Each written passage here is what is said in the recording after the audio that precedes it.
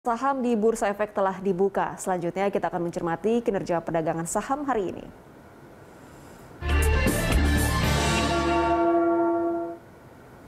Selanjutnya seperti apa pergerakan saham hari ini? Kita terhubung dengan Head of Investment PT Reswara Gian Investa, Kiswoyo Adijo. Selamat pagi Mas Kis. Yes, selamat pagi. Ya, Mas Kis, ini kita sudah memasuki hari terakhir bulan Januari dan penguatan IHSG hanya mencapai 64 poin. Apakah ini bisa dikatakan January Effect gagal nih? Sebetulnya kita bicara IHSG itu jangan short term banget. Kita bicara perjalanan dia, bahwa perjalanan dia itu masih menuju ke arah 7.000. Jadi kalau kita lihat ini saya share screen, ini kalau kelihatan itu di layar, bahwa ini kelihatan banget IHSG memang sudah sideways cukup lama. Jadi ini range sideways-nya bawahnya di level 6527, terus bawahnya lagi 6482. Atasnya ini resisten terdekat adalah di level 6685 dan 6700. Setelah itu breaking high-nya ada di sini 6754. Yeah. Jadi memang kalau kita ingat bahwa ini dulu juga sampai sideways di sini lama, terus setelah itu barusan naik, terus kita sideways lagi dan harapannya di sini kita akan naik lagi ke atas. Jadi mencontoh yang ada di sini. Setelah sideways cukup lama naik gitu kan, ini sama setelah sideways cukup lama diharapkan juga naik ke atas, menembus bikin new high baru, sehingga kami prediksi arahnya adalah IHSG masih ke arah 7.000 sampai dengan 7.200. Jadi semoga di Februari ini bisa tercapai, kalau nggak mungkin harusnya sih bisa, karena sekarang sentimennya sentimen positifnya adalah laporan keuangan perusahaan sudah mulai pada keluar. Itu dari bank-bank besar, dari BCA, BRI, BBRI, semua bagus-bagus semua kan. Jadi memang kita ketakutan kita ancamannya adalah soal Omicron saja. Datanya naik terus, tapi diharapkan tingkat keparahannya rendah. Jadi memang Omicron ini gelombang ketiga ini mungkin diprediksi akan ada sekitar bulan Februari sampai Maret. Tapi kalau sampai akhir Februari kita smooth, artinya tingkat keparahannya tidak parah, tidak seperti gelombang kedua Juli Agustus tahun kemarin yang varian Delta. IHSG harusnya aman, semoga seperti itu. Jadi memang kita lagi musim laporan keuangan, ini sentimennya positif banget, cuma ancamannya cuma satu, itu dari Delta aja, Omicron. Kalau dari Amerika, The Fed, semua orang sudah tahu keputusannya dan orang nggak kaget kalau sampai The Fed akan naik suku bunga juga. Jadi memang saat ini kita semoga Februari ini ada breaking high lah, 6754 ya. Ini adalah high sepanjang masanya IHSG. Semoga bisa tembus di bulan ini gitu. Oke, berarti kita menanti IHSG bisa menembus 7.000 ya di bulan Februari. Nah, tadi juga Anda sempat menyinggung terkait dengan sentimen dari The Fed. Apakah artinya memang sejauh ini daya tahan IHSG terhadap sikap hawkish The Fed itu masih kuat? Jadi begini, memang orang-orang pada ketakutan dengan kenaikan suku bunga The Fed, tapi harus diingat bahwa ketika suku bunga The Fed naik, itu menandakan satu hal. Sinyal positifnya bahwa ekonomi Amerika sudah pulih. Dan kalau ekonomi Amerika sudah pulih, itu konsumsi mereka besar banget. Otomatis mereka akan mengimpor, membeli barang dari luar negeri sangat banyak. Salah satunya adalah Indonesia sebagai pemasok bahan mentah, bahan baku. Itu otomatis akan ikut terangkat juga.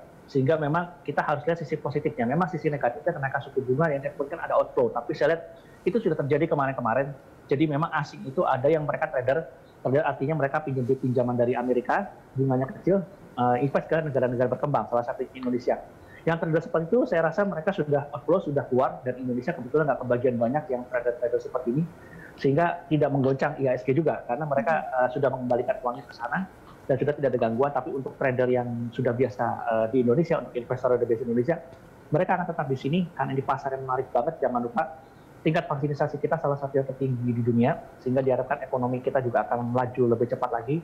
Penduduk kita juga banyak, kita di sini juga bahan baku banyak, bahan mentahnya, sehingga memang rencana pemerintah membangun smelter, terus juga baterai listrik, itu akan sangat-sangat luar biasa. Itu terlihat sekali bahwa dulu kita ekspor nikelnya berupa mentah ya, batuan mentah atau tanah, dapat uangnya sedikit, tapi begitu kita sudah diolah di smelter, udah berupa batangan ingot murni 99%, nilainya bisa mencapai 10 kali lebih itu dapat uangnya, sehingga nah itu sudah kelihatan kita dengan Cina yang dulunya defisit perdagangan sekarang jadi surplus. Karena kita sudah bukan impor mentah lagi. Nah, itu kedepannya baterai listrik juga sama, karena kita akan booming mobil listrik dan baterai mobil listrik, motor listrik. Itu komponen paling mahal dan paling besar adalah baterai listrik. Kalau sampai Indonesia sudah bisa kirim keluar, artinya kita dapat bagian paling besar nih, biarpun nanti motor atau mobil listriknya dibikinnya di Cina, di Korea Selatan atau Jepang, tapi kan baterainya dari Indonesia. Nah, itu diharapkan juga nanti akan ikut menyokong pertumbuhan ekonomi Indonesia ke depannya. Jadi itu sudah terbukti sih pada nikel ya. Jadi diharapkan ini sentimen baterai listrik ini juga pemerintah kayaknya sedang berusaha dengan cepat lah supaya kita jangan kehilangan momentum, sehingga ketika corona mereda, sudah hilang atau mereda dari seluruh dunia ini, kita sudah bisa mengambil momen baterai listrik kita sudah siap pabriknya gitu. Jadi memang biarpun dalam masa-masa seperti ini kita tetap harus mempersiapkan ketika corona reda, ya kita harus lari gitu, kita sudah siap lari. Ya. Gitu. Artinya apakah bisa dikatakan juga kondisi fundamental perekonomian kita saat ini bagus sehingga bisa menopang pergerakan IHSG untuk bisa lebih menguat lagi ke depannya? Betul, betul. Karena kalau kita tahu IHSG itu adalah gambaran 6 bulan ke depan ekonomi Indonesia. Kita tidak bicara 1 minggu atau 1 bulan ke depan, tapi 6 bulan ekonomi Indonesia ke depan.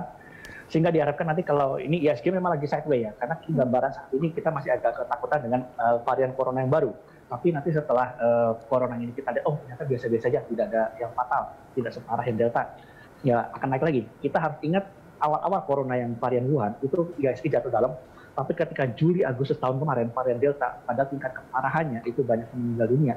Tapi ternyata IHSG-nya nggak turun, cuma sideways aja, nggak turun ke bawah lagi. Padahal kalau kita tahu tingkat keparahannya lebih parah daripada Wuhan, harusnya kan logikanya IHSG turun ke bawah lagi mendekati low-nya pada saat yang pertama varian Wuhan, tapi enggak. Nah, saya lihat ini juga sama nih. Varian Omicron ini saya lihat IHSG lagi sideways, melihat dulu seberapa parah, dan orang akan melihat view ke depannya, oke, kalaupun parah pun, oke, tingkat keparahannya sudah lewat, ya sudah, mereka akan naik lagi ke atas IHSG-nya. Optimisnya akan muncul kembali, karena memang pemerintah saya lihat biarpun begini, ada varian baru, mereka tetap ekonomi harus jalan terus. Pembangunan baterai bisa dilanjutkan, smelter tetap harus jalan terus. Jadi memang jangan sampai ketika nanti itu corona mereda, kita belum siap. Jadi kita sudah harus siap lari begitu corona mereda. Jadi langkah pemerintah udah bagus sebetulnya untuk menyokong pertumbuhan ekonomi tahun ini sih. Baik, nah Mas Kis, kita lihat juga saat ini harga komoditas masih tinggi ya, termasuk harga minyak dunia yang masih meningkat. Ini apakah menjadi faktor penekan juga untuk pergerakan IHSG? Kalau kita lihat, memang kita masih impor minyak, tapi kita sudah mulai dirubah. Itu kan Pak Jokowi bilang sudah mulai bangun kilang, jadi kita impor minyak mentah tidak berupa bensin jadi, sehingga harganya kan jauh lebih murah timbang bensin jadi atau solar jadi. Itu memang kendala kita, tapi di sisi lain dengan boomingnya harga komoditas seperti timah, nikel yang harganya naik, CPO naik, itu kita juga dapat keuntungan karena kebetulan kita memang negara penghasil komoditas, kecuali oil dan gas yang kita masih defisit ya. Tapi kalau kita bicara nikel, itu kita saat ini pasokan dunia itu mengandalkan dari Indonesia yang paling besar. Terus untuk nikel kita timah juga mengandalkan dari Indonesia. Itu stok di gudang London juga katanya sudah berkurang terus. Karena ya itu sekarang kan Pak Jokowi bilang harus impornya tidak boleh mentah, tapi harus berupa sudah jadi kan. Itu kan nilai tambah juga. Terus kita juga CPO, kita juga salah satu penghasil paling besar di dunia. Malaysia sudah turun ke nomor 2. Nah itu kita dapat berkah juga dari booming komoditas. Karena kalau kita tahu daerah-daerah luar Pulau Jawa, itu mereka semua daerah-daerah penghasil komoditas. Di situ akan ada challenge atau peluang untuk pertumbuhan ekonomi mungkin lebih tinggi daripada rata-rata nasional. Karena meningkatnya harga komoditas, begitu. Baik, ada sisi positif juga bagi kita nanti dalam peningkatan harga komoditas ini ya. Nah, data atau tingkat inflasi dalam negeri ini akan segera dirilis. Proyeksi Anda seperti apa? Kayaknya masih terkendali. Jadi kalau kita lihat pemerintah kayak ini kan harga CPO, kan harga CPO naik, harga minyak goreng naik, pemerintah berusaha menekan ada subsidi dan sebagainya gitu kan. Ya saya lihat pemerintah berusaha menjaga, artinya pasokan domestik harus tetap dijaga. Kayak kemarin batu bara sempat kita kekurangan nyaris, kekurangan batu bara, harus nanti takutnya listrik pada mati. DMO diberlakukan, ketat, ekspor diberhentikan dulu, akhirnya ketika sudah pulih, baru nah ini juga sama. Minyak goreng pemerintah sudah terlihat berusaha menjaga, apalagi kita produsen paling gede ya, jangan sampai harga di dalam negeri mahal. Jadi kalau saya lihat memang langkah-langkah pemerintah untuk mengendalikan inflasi itu sudah benar, sudah tepat banget gitu. Baik, Mas Kis, ini kita sudah mau menjelang Imlek ya. Nah ini biasanya siklus pergerakan IHSG mendekati Hari Raya Imlek seperti apa? Apakah nanti akan ada peningkatan juga? Kalau Imlek tidak ada pengaruhnya ke ekonomi, karena kalau kita bicara pertumbuhan ekonomi Indonesia kan disokong oleh konsumsi domestik. Konsumsi paling besar itu adalah puncaknya adalah pada saat Lebaran. Jadi selama bulan puasa ke Lebaran itu konsumsi kita gede banget. Yang terbesar keduanya adalah pada saat libur Natal tahun baru. Jadi memang Imlek ini kebetulan kita tidak mencapai puncak konsumsi kita. Jadi memang nanti Lebaran itu sekitar bulan April Mei itu situlah puncak konsumsi kita. Dan terakhir kali di Desember itu pada saat libur Natal tahun baru, sehingga Imlek tidak ada kejutan sih Pak Syarif. Jadi dari tahun ke tahun orang mudiknya itu adalah pada saat Lebaran. Itu istilahnya orang bilang pemerataan ekonomi, orang dapat uang dari kota pergi ke kampung, habisin duit foya-foya di kampung gitu kan. Dibilang kayak semacam pemerataan ekonomi. Jadi memang puncak konsumsi Indonesia itu di Lebaran, bukan di Imlek. Yang kedua itu Natal tahun baru lah, seperti itu. Baik, Mas Kiswoyo, kita akan lanjutkan perbincangan kita mengenai rekomendasi saham usai jeda. Pemirsa, IDX Opening Bell akan kami lanjutkan kembali usai jeda berikut.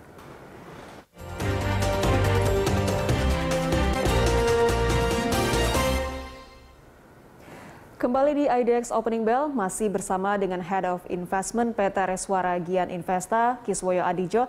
Mas Kis, kita bicara soal rekomendasi saham nih. Tadi sebelumnya Anda sempat mengatakan jelang Hari Raya Imlek ini sebenarnya tidak begitu berdampak kepada pergerakan IHSG. Namun menjelang Imlek, adakah saham yang diuntungkan? Biasanya CPO, harga CPO sudah naik cukup tinggi ya sebetulnya kalau kita lihat itu, apalagi momennya juga ditambah lagi dengan Imlek, apalagi kita ada B30 juga. Sehingga kalau kita boleh lihat grafiknya, sebetulnya kalau kita bicara CPO itu ada beberapa yang menarik. Jadi kalau kita lihat itu ada LSIP, jadi PP London Sumatera, ini menarik banget. Ini dia, PP London Sumatera.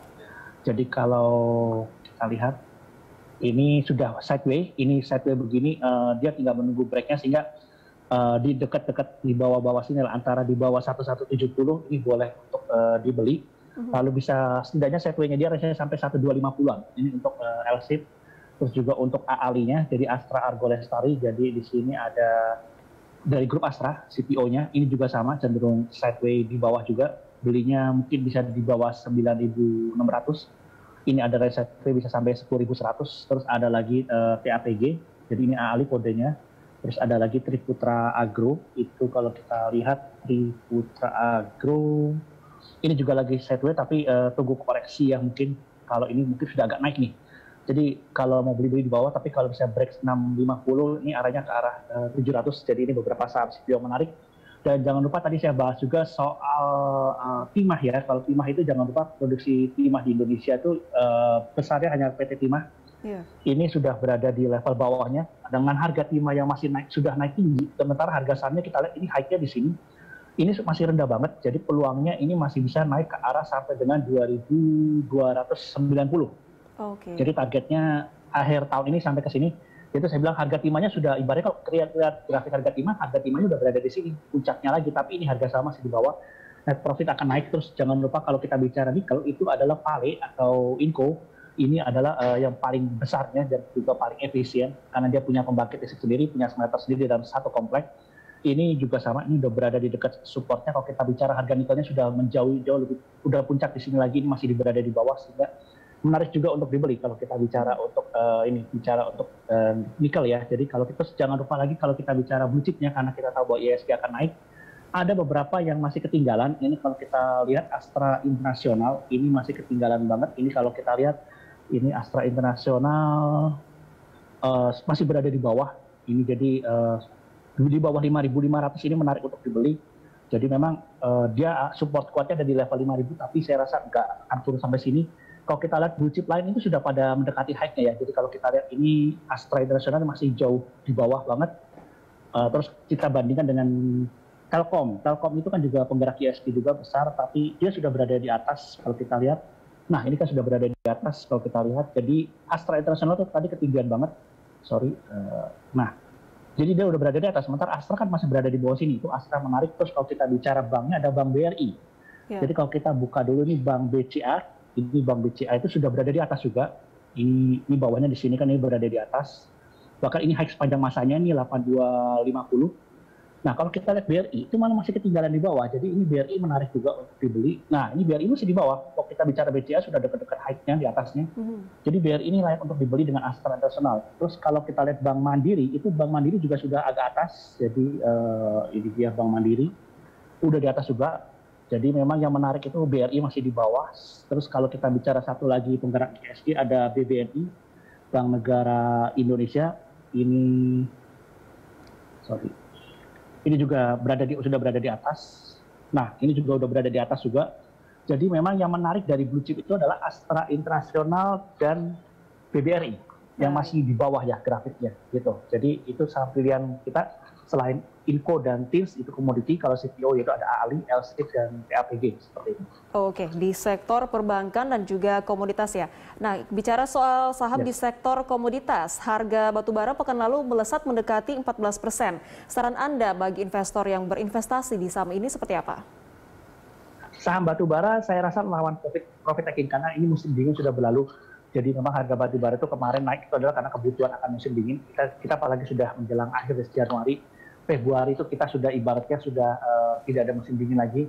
sehingga diharapkan kebutuhan energi untuk batu bara itu sudah mulai turun. Jangan lupa juga harga batu bara adalah pengganti dari oil dan gas. Memang harga oil dan gasnya masih naik, tapi saya lihat ini pemerintah Amerika Serikat juga sebagai negara maju sudah tidak suka dengan harga oil yang tinggi, karena itu akan mempengaruhi pertumbuhan ekonomi mereka, akan memukul, sehingga mereka sudah mulai mencari cara bagaimana caranya. Mungkin Amerika juga salah satu produsen minyak, itu mereka akan memompa lebih banyak minyaknya, sehingga harga minyak turun. Nanti kalau harga minyak dan gas turun, otomatis harga batu bara juga akan ikut turun, karena batu bara adalah pengganti dari sektor energi dari oil dan gas yang paling murah, tapi memang itu yang paling kotor, sehingga saya lihat itu rawan untuk profit taking, sehingga memang laporan keuangannya mungkin Q1 ini akan masih bagus, dan tahun kemarin tutup bukunya mungkin masih bagus karena kenaikan harga di tahun kemarin.